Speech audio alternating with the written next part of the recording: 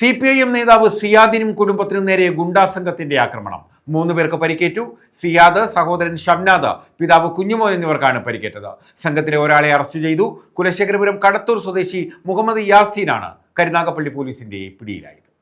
CPIM Kulasekharapuram south local committee അംഗവും DYFI block executive അംഗവുമായ സിയാദിനും കുടുംബത്തിനും നേരെയാണ് ഗുണ്ടാ സംഘത്തിന്റെ ആക്രമണമുണ്ടായത്. സംഭവത്തിൽ സിയാദിന്റെ സഹോദരൻ ഷംനാദിന് തലയ്ക്ക് വെട്ടേറ്റു. ആക്രമണം തടയാൻ ശ്രമിച്ച പിതാവ് കുഞ്ഞുമോൻ, സിയാദ് എന്നിവർക്കും പരിക്കേറ്റു. പരിക്കേറ്റവർ താലൂക്ക് ആശുപത്രിയിൽ ചികിത്സ തേടി. കഴിഞ്ഞ ദിവസം അർദ്ധരാത്രിയായിരുന്നു സംഭവം.